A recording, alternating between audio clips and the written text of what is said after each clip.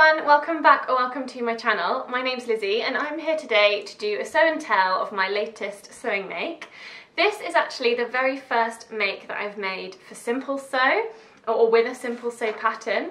At the beginning of this year, Gabby from Gabardashery approached me and asked me if I'd like to join the Simple Sew blogging team, and of course I said yes and was really excited to get involved.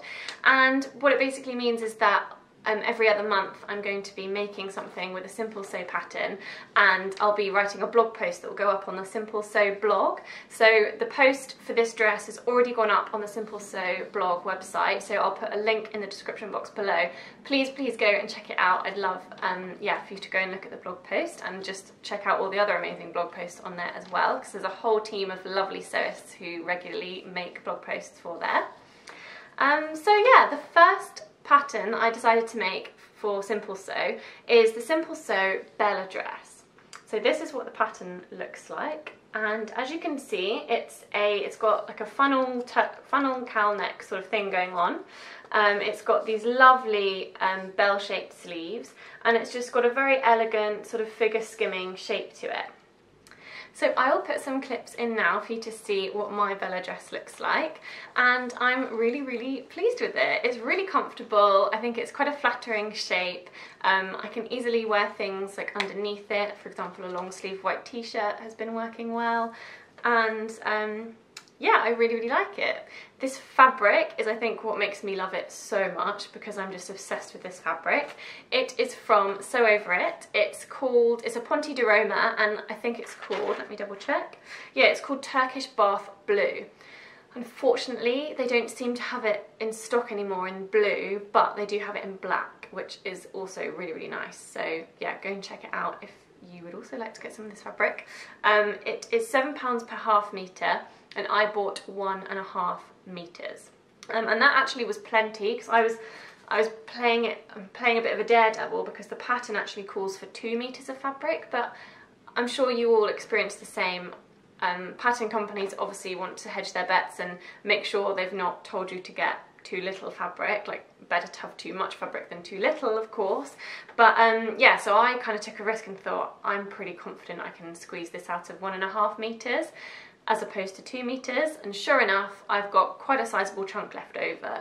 This fabric is just so lovely. It's soft, it's stretchy, and it's a Ponte di Roma, but it's like a jacquard, so it's got this lovely texture, and the pattern is actually sort of woven into the ponte as opposed to being like printed on top, so it's really nice. I made a few adjustments to the pattern, nothing major. Firstly, I ditched the zip, which is really annoying, so I actually bought a zip specially because I was just blindly following the instructions, and it says that you need a 22-inch concealed zip, so off I went to buy my 22-inch concealed zip. But actually, this is a Ponte di Roma and it's really stretchy, so I just thought, I don't need a zip. Like, I've made Tilly and the Buttons Coco dresses before, which are somewhat similar to this. Don't need a zip for those, and sure enough, it goes over my head perfectly fine. I also shortened the pattern because holding it up against myself, I could tell it was going to be too long for how I like to wear my dresses. So I actually took 3 inches out of the pattern. So I did that before I cut out. I adjusted my paper pattern to take 3 inches out. And that was a really nice process, because I actually did that whilst I was at the Village Haberdashery Sewing Social a couple of weeks ago, and the lovely Claire from Claire Sews was the host that evening. So she was really lovely and helped me work out how to take my 3 inches out, because I'm not super experienced with the proper techniques for adjusting patterns. We did have to scratch our heads over that a bit though, because we were looking at the front pattern piece, and it's got what I assumed was the shortening and lengthening line, but it wasn't actually labelled as the shortening and lengthening line, so I did kind of second guess myself, have to think, is this where I should be doing it? But on the back dress pattern piece, the line is labelled, so you can kind of work it out, but that was a little bit confusing for a moment there. So I took the 3 inches out, but then once I'd actually got the garment a bit more finished, it still was a bit long, so I decided to actually just hem it with a much chunkier hem than the pattern suggests, which I actually think was the right thing to do anyway. Reason being, the pattern tells you in the instructions to hem the skirt by 0.5 centimetres, but the pattern has a lovely kind of kick out at the end, which does look how a pattern looks when you're supposed to hem it by that much, you know, when it goes in a little bit, and that's kind of the point where you fold it to hem it. So I kind of decided to ignore the instructions and do what felt natural based on what shape the fabric was, and it allowed me to turn, I actually turned up about 2 inches worth of fabric in the end, which seems like quite a lot, but actually, because it's a nice chunky Pone Roma, it can kind of take being folded up by that much, and it's still nice and smooth and it's a nice finish. I couldn't be bothered to hand sew my hem, I just did it on the machine, but with this lovely patterned fabric you can't really see the stitches anyway. So yeah, I'm really pleased that I shortened it. When I was trying it on initially, I was thinking, oh no, it's a little bit, it felt a little bit mumsy on me, and I wasn't sure whether I should take it in to make it more tightly fitted, but actually I decided just to shorten it and it's done the trick. I think I'm just really used to wearing my skirts and things as more of a mini length. It's just more my personal style, so I feel much more comfortable in it now that it's a bit shorter. The collar is a design feature that I really like, just because I love to have something cozy around my neck. But I did scratch my head over this a little bit, and look, there's just one thing that I want to kind of make you guys aware of. It's that this fabric there's very much a difference between the right side and the wrong side, and it just means that when I fold the collar over, I have to be really careful to make sure that I'm not flashing this bit, because that just doesn't look very good.